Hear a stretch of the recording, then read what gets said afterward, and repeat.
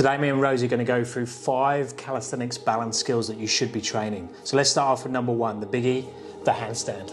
If you're not training the freestand and handstand, you should be. It's obviously the start and the finish for handstand push-ups.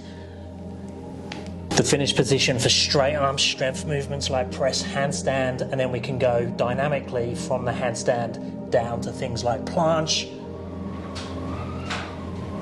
We can obviously elevate it up onto canes, onto P-bars, single bars, boxes and walls, so it gives us lots of options.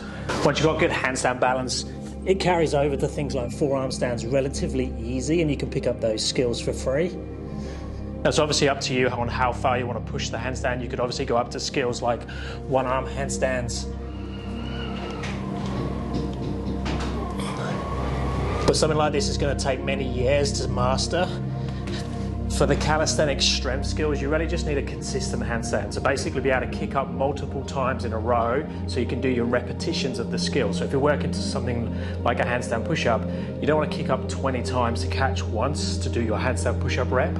We want to be making sure that we can kick up multiple times in a row, catch, do the rep, come back down, rest for a second, go again, do another repetition, and not have to mess around with loads of reps. So having a consistent kick up to handstand and around a 30-second static hold, I'd say, is minimum.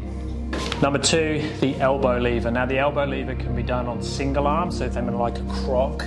So this position, which is actually not that hard to learn. So in terms of a one-arm balance, that's by far the easiest variation, and with just a little bit of time put aside for that skill in your training per week, you can actually get it pretty quickly. But normally we'd start off with a double arm elbow lever, so actually resting on the elbows. Easier variations is to turn the hands externally, so you get your elbows into the torso, and then taking the head and shoulders forwards, you can start in straddle positions, and then eventually legs together. Now another reason I put elbow lever high up on the list is basically it's going to give us a stepping stone to the bent arm planche position, which is much harder, where we're not looking to have a shelf from the elbows, more friction on the side, and then we can hold in that position. The elbow levers can be done on the floor, on straight bars, parallel bars, and basically any surface. And like I say, it's a relatively easy skill to learn.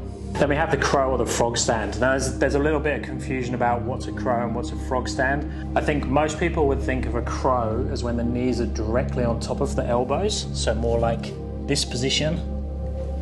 And a frog stand is when the knees are on the outside, so you're more in this position. So that's more of a frog stand. Now I use the crow stroke frog stand with all my beginners when I'm teaching them arm balances and then getting them on their road towards the handstand. And then I also use it a lot teaching handstand push-ups. So with the handstand push-up, it's a relatively easier variation where you don't need much balance at the bottom, and you can use a seesaw, so like momentum, to kick yourself up into the handstand.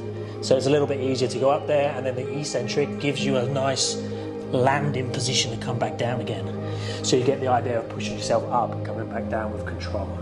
The crow is also a great stepping stone to start to straighten the arms and then eventually lift off into your planche positions. So it starts to get you familiar with loading in that way without necessarily needing that amount of strength yet to hit the planche straight away.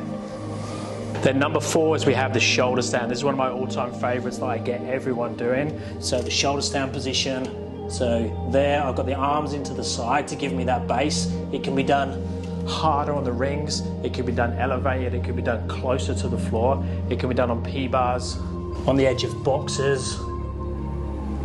You can start in a comfortable tuck position and then progress to straighter positions. It's the bottom position for your handstand push-up when you're working to a deficit, and it's part of the transition for your bent arm press handstands. And then number 5, I was putting in the bottom of the pistol squat. So obviously really important if you want to learn a pistol squat, but more importantly, it's going to help you or encourage you to work your hip and your ankle mobility.